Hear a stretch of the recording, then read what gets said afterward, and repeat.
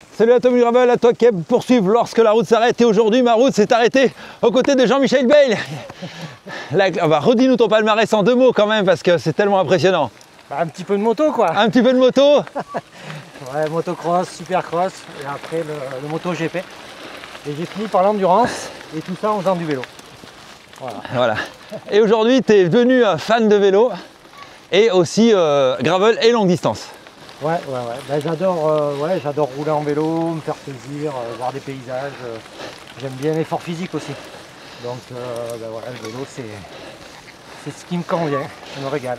Et si on est là aujourd'hui les amis, c'est pour tester le tout nouveau Topstone avec la fourche Lefty Oliver. Donc il y a 2 ans, j'avais déjà testé le Topstone avec la fourche Lefty, qui avait une géométrie un peu différente, qui marchait déjà bien, mais la fourche a été repensée. La fourche faite aujourd'hui, c'est 10 ans. Oui, ça fait 10 ans que Cannondale sait faire de la fourche suspendue. Et pour rappel, pour ceux qui ont un peu suivi l'histoire du gravel, le quasiment tout premier gravel, c'est Cannondale qui l'a pensé. C'était le Slate, un modèle iconique qui était en 150B. D'ailleurs avec des pneus slick, d'ailleurs les premières versions. Et là on est sur la 3e génération de la fourche Lefty. Vraiment pensée pour le gravel, c'est pas une fourche de VTT qui était adaptée, elle était vraiment pensée pour le gravel. On a 40 mm de débattement, possibilité de la bloquer ou pas. Je pense que souvent quand on a l'habitude, on la roule souvent ouverte parce qu'on n'a pas vraiment, enfin même pas du tout, d'effet de pompage avec. Et les 40 mm de débattement, je sais pas ce que tu en penses Jean-Michel, mais c'est juste ce qu'il faut pour le gravel. Ouais, c'est amplement suffisant. Et puis surtout, la façon dont ils sont utilisés, ces 40 mm, ils sont vraiment bien utilisés, donc ça suffit largement. Et alors à l'arrière, on a un système qui était déjà présent, le système Kingpin, donc avec un axe qui est dans le C-tube, donc qui apporte un flex d'environ 30 mm. Alors c'est pas, faut pas voir ça comme une suspension, hein. C'est un flex qui ne fonctionne que quand vous êtes assis sur la selle, donc qui va être très utile dans 2 portions, soit qu'on est sur des chemins un peu cabossés, sur des pavés, à mon avis c'est royal. Donc ça c'est à Wilton, dans un de nos bureaux d'ingénieurs, c'est un banc de fatigue. Et là on voit la déflexion, ça c'était la toute première version du Topstone. Donc là on est sur la 3e génération. Et donc on voit vraiment la déformation, le flex qu'on peut obtenir sur l'arrière du vélo. Donc le but c'est d'apporter du confort et du grip. Donc du coup ce système de flex, je ne sais pas si ça se voit à la caméra, ou alors à l'avant. Alors comment tu sens à l'arrière? Tiens je vais venir un peu de l'autre côté, on verra mieux. Alors on ne sent pas vraiment bouger, mais on sent que ça gomme bien les pierres, les petites marches et tout. Donc ouais, c'est hyper agréable en fait à rouler. Et surtout, ça ne gêne pas quand on se met debout, quand on monte, quand on veut vraiment forcer sur les pédales. On ne sent pas de perte de puissance, donc c'est ça qui est agréable aussi, quoi. Ah ouais, donc on sent qu'on est vraiment collé en fait au parquet. Et comment tu l'as trouvé dans la partie single? Ah, la partie single, ouais, c'est un vrai plaisir parce qu'en plus le guidon est assez étroit, donc ça passe bien entre les arbres, c'est maniable et tout, donc ouais, c'est une pratique que j'avais jamais trop fait, mais là c'est super agréable. Et puis lorsque vous êtes en descente, puisque vous êtes levé, l'arrière est verrouillé, donc n'est pas un phénomène de pompage. J'avais déjà testé ce même vélo sur la chaîne il y a, je pense, au moins 2 ans. Un petit défaut de jeunesse, mais ça correspondait au braquet de l'époque. Il était monté avec une cassette simple Shimano 11 pignons et 1142. Et forcément, je trouvais que ça ne correspondait pas au programme de ce vélo qui aspire nettement plus à aller vers l'aventure. Entre temps, SRAM est arrivé avec le système UDH, le système mulet. Donc là, on est en SRAM avec une cassette 10-52 à l'arrière, 12 pignons en électrique. C'est exactement le braquet qu'il fallait pour ce vélo. Donc là on commence par la route et après on va tester dans les chemins, dans les singles. Sur la vidéo précédente vous aviez vu le Super X qui est un vélo vraiment performance, très rigide sur l'avant, un peu flex sur l'arrière mais qui est très quand même rigide et orienté compétition, qui est quand même moins ma cam aujourd'hui, et celui-ci qui se destine davantage à l'usage que je fais aujourd'hui du gravel. Donc un vélo beaucoup plus polyvalent, même si j'ai vraiment apprécié les qualités de performance du Super X. Stéphane, on a vraiment plein de choses sur ce Topstone.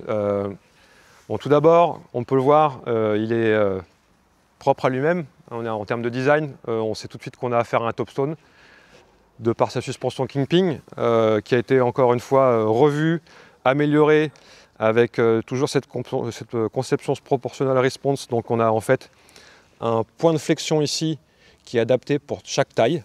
On a aussi plus de tailles sur ce nouveau Topstone qui est maintenant numéroté et c'est plus des tailles par lettre, donc ça va du 46 jusqu'au 61.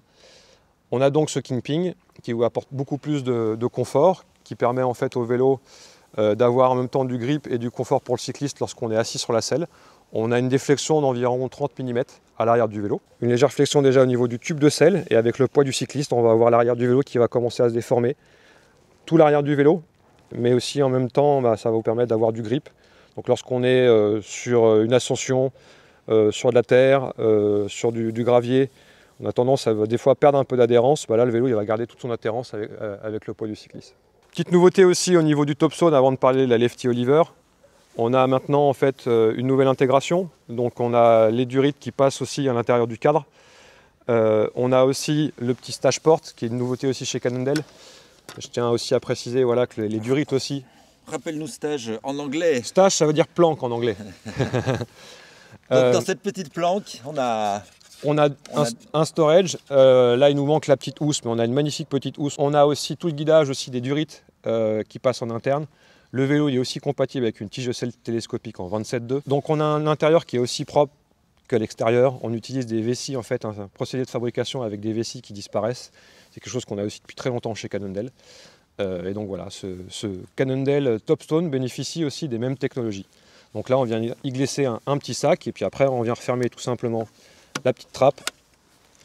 Et donc on a quelque chose de complètement épuré, intégré, et donc on a l'essentiel directement dans son vélo. Ça peut être une paire de chambres à air, et aussi voilà,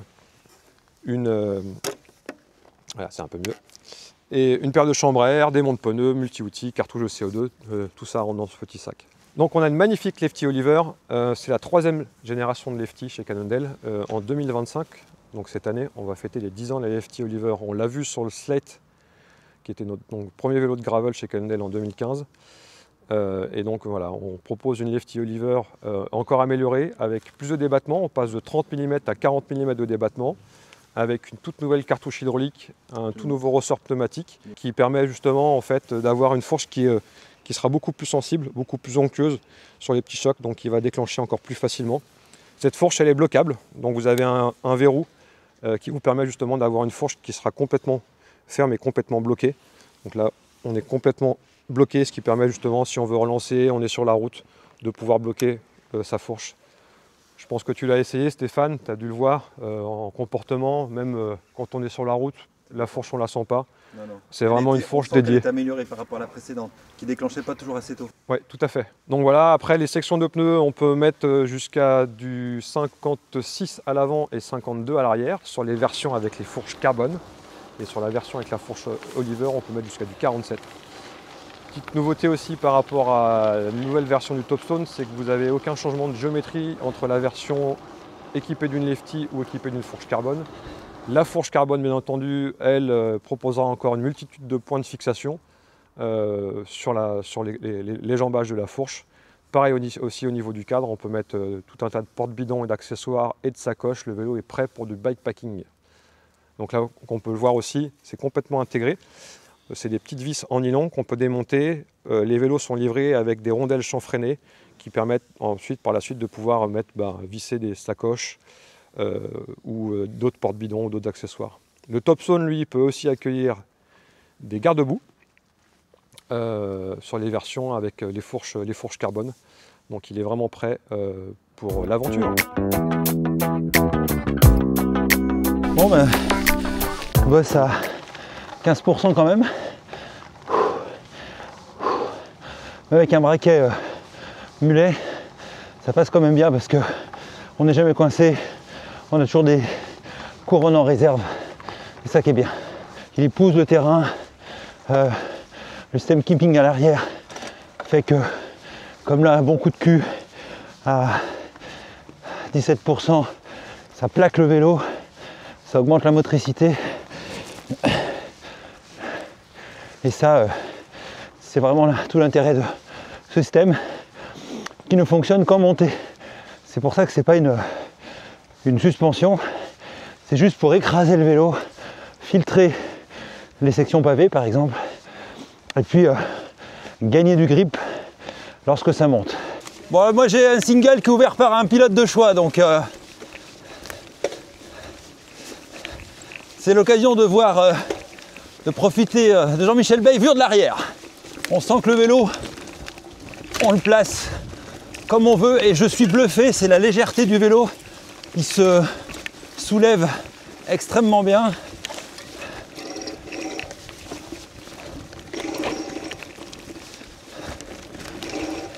On le place tout à fait assez facilement. Et là, ce genre de single un peu en balcon, c'est extrêmement plaisant. C'est ça qui est génial dans le gravel, c'est que tout d'un coup, vous avez une route, et puis après, pour prendre comme ça quelques centaines de mètres sur un single, puis on reprend un bout de route. Je suis vraiment bluffé par l'extrême maniabilité de ce vélo.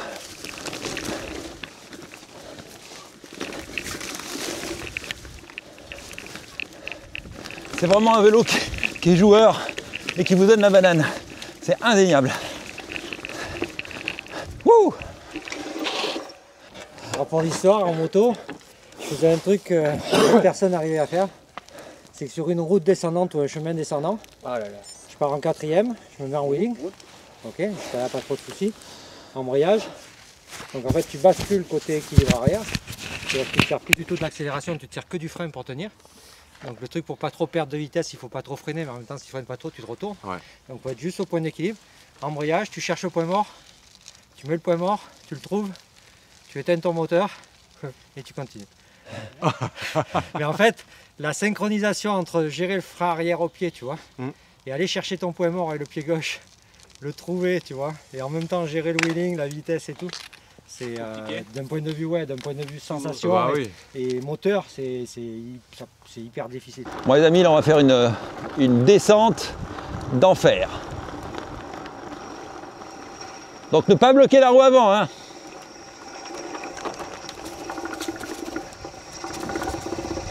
Voilà, ça descend la vache. Là, faut jamais bloquer votre roue avant. Et il faut laisser filer le vélo, le ralentir, pas le bloquer, qu'il aille pas trop vite et pas trop lent non plus. Se mettre bien en arrière. Parce que le risque c'est que... Voilà. Hop. Nickel. Toi, tu as d'autres vélos un peu dans ce type. Tu sens que sur route, ils sont un peu bridés. Mais celui-là, je trouve que sur route, il est pas pénalisant, quoi. Et pourtant, les pneus sont larges et pourtant, on a ce système de, on va dire, de suspension entre guillemets. On sent vraiment que le vélo, il absorbe, il filtre tout. Et ce qui fait qu'on peut vraiment rouler aussi à bonne vitesse. Parce que le vélo, il va rester extrêmement stable. Et ça, c'est vraiment plaisant avec ce vélo. Et je trouve que là, par rapport à la version précédente, le fait qu'il soit passé en braquet mulet, c'est vraiment un vrai gap parce que c'est ce qu'il fallait pour ce vélo. Donc avec une patte de dérailleur UDH et donc un dérailleur GX. En montée comme ça, je me mets en danseuse, on n'a pas vraiment de l'effet de pompage. Puis si on veut vraiment verrouiller parce que là on est sur une section de route, vous voyez, c'est vraiment juste à la main. Il suffit de tourner, c'est hyper accessible. Puis là, c'est verrouillé, ça bouge plus. En même temps, la vocation de ce vélo, il permet de le faire. Mais je pense qu'une grosse partie des utilisateurs roulent essentiellement avec la fourche ouverte parce que le programme de ce vélo, c'est un peu l'aventure, même beaucoup. Mais en même temps, si vous voulez aussi faire un peu de performance, le vélo, il ne sera pas en reste parce que c'est un vélo qui roule vraiment bien, quoi. Bon, là, les pneus sont un peu larges, etc. Mais ça correspond, une fois, à la vocation de ce vélo. Mais vraiment, c'est un gros big up parce que c'est vraiment le genre de gravel pour moi que j'attends aujourd'hui. On peut mettre des gros pneus, on a une bonne géométrie, c'est vif, c'est réactif, c'est léger, ça se décolle comme de rien, ça s'emmène dans les singles avec le braquet. On n'est jamais pris à défaut. Pour moi, c'est vraiment 100% de réussite sur ce vélo en termes de qualité. Puis en plus, on a les roues carbone réserve, d'excellentes roues que j'avais déjà testé sur un Cervélo, là en 40, qui ont une largeur interne de 25, mais à l'extérieur, on a 30 mm. On sent qu'on a des jantes bien larges qui contribuent à une très très bonne inertie. Et ce qui fait que ce vélo, une fois qu'on l'a lancé, on sent qu'il vous garde la vitesse. Vous n'avez pas besoin de remettre de l'énergie en permanence. Et là avec le soleil, wow, c'est vraiment un gros coup de cœur pour ce vélo. Pour l'instant, je vois pas des défauts. La version précédente, le petit défaut, c'était le braquet qui était un peu juste. Et puis là, le système est mieux intégré. En plus, on a la toolbox. Vraiment, c'est top. Alors, Jean-Michel, tes impressions sur ce Topstone Lefty? Une première pour moi, donc c'est cool. Non, c'est vraiment un vélo qui est vraiment très joueur, très fun, très facile aussi. Et ouais, un pur plaisir. Une pratique un peu plus freeride un peu. Ça se rapproche plus de ma spécialité de jouer avec une moto, voilà, de jouer sur les trajectoires, d'avoir un peu plus de confort. Ouais. Et ouais, c'est agréable. Tu trouves qu'il s'en met mieux là, comme dans la partie single? Ouais, ça n'a rien à voir, ouais. C'est sûr qu'il est plus facile, ouais, parce que déjà on a une position qui est un peu plus sur l'arrière, et puis le confort avec la fourche, l'arrière qui absorbe super bien les petites pierres, donc non, le top. Ah, mais avec ça on peut s'amuser. Ah, ça c'est un vélo qui me plaît, ça.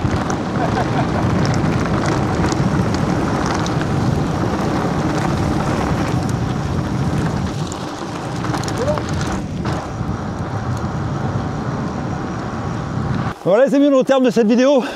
J'espère que d'avoir découvert ce Topstone Lefty sur ce terrain champenois vous aura plu. C'était en tout cas à moi un gros coup de cœur, une belle avancée technique par rapport à la version précédente. Aujourd'hui, pour le cahier des charges, il est 100% rempli. C'est vraiment tout ce qu'on attend dans la pratique, en tout cas que j'en ai, d'un gravel moderne, aventure, passe-partout, et qui n'est jamais en reste, que ce soit dans les chemins comme sur la route. Pensez à vous abonner, pensez à lâcher un petit pouce bleu. On se dit à très bientôt. Ciao, ciao.